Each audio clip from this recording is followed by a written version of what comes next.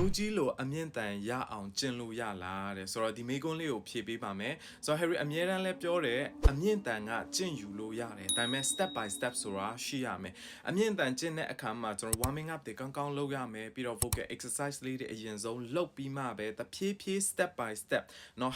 half step တိုးပြီးတော့မှလေ့ကျင့်သွားလို့ရတယ်ဦးကြီးအတန်ကကြတော့သူ့လိုအမြင့်ကတက်ရောက်တယ်ရှိတာမဟုတ်အများကြီးရှိတယ်ဆိုတော့လေ့ကျင့်ယူလို့ရတယ်ဒါပေမဲ့သဆင့်ချင်းစီဖြစ်ရမယ်ဒါပေမဲ့အမြင့်တန်မလေးကျင့်ခင်မှာ Harry အမြဲတမ်းလဲပြောတယ်နော်အဲ့ဒီဥစ္စာကဘာလဲဆိုလို့ရှိရင် Harry အမြင့်တန်ဆိုတဲ့အခါမှာကိုလည်းအရန်ဂုံယူတယ် Harry ကိုယ်တိုင်လည်းဖြစ်ခဲ့တယ်နော်အမြင့်တန်ရောက်တဲ့အခါကိုအားရတယ်ဂျေနတ်တယ်ဂုံယူတယ်ဒါပေမဲ့အမြင့်တန်မလေးကျင့်ခင်မှာကိုတိထားပေးရမှာတခုရှိတယ်လူတိုင်းက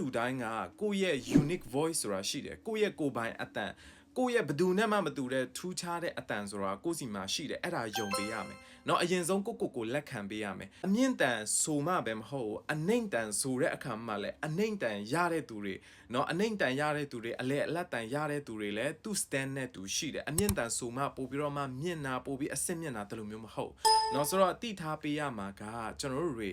အမြင့်တန်မလေးကျင့်ခင်မှာကိုယ့်ရဲ့အတန်ကဘာအတန်လဲဆိုတာသိရမယ်တကယ်လို့ကိုယ့်ရဲ့အတန်က base အတန်အနှိမ့်တန်ဆိုလို့ရှိရင်အမြင့်တန်စူးစမ်းပြီးကျင့်တယ်စူးစမ်းလို့ရကောင်းရနိုင်တယ်ဒါပေမဲ့ရေရှည်မှာကိုယ့်အတန်ပြတ်စီတတ်တယ်နော်ဒါလေးတတိထားပေးပါအကောင်းဆုံးကအရင်ဆုံးအမြင့်တန်မကျင့်ခင်မှာကိုယ့်အတန်ကဘာအတန်လဲနော်ကိုယ့်ရဲ့အတန်အမျိုးအစားကိုနံပါတ်1သိရမယ်အဲ့ဒီကိုယ့်ရဲ့အတန်အမျိုးအစားကိုတန်ဖိုးထားပေးပါနော်ကိုယ့်ရဲ့အတန်အနှိမ့်တန်ဆိုရင်အဲ့ဒီအရာကိုပို့ပြီးကောင်းအောင်လအောင်ပို့ပြီး strong ဖြစ်အောင်နော် vocal development ဖြစ်အောင်လေ့ကျင့်ပေးပါနော်ဒါဆိုလို့ရှိရင်ကိုယ့်ရဲ့အတန်ရေရှည်ခံမှာသိကြတယ်နော်ဆိုတော့အမြင့်တန် all တိုင်းလဲပို့ပြီးအဆင့်မြင့်တာမဟုတ်ဘူးအနှိမ့်တန်အရန်နှိမ့်လို့လဲပို့ပြီးအဆင့်မြင့်နှိမ့်တာမဟုတ်ဘူးသူ့ရဲ့ stand နဲ့သူရှိတယ်နော်ဆိုတော့ဒီမိကွန်းလေးကိုဖြည့်ပေးပါတယ်အားလုံးကျေးဇူးတင်ပါတယ် Harry ဖြစ်ပါတယ်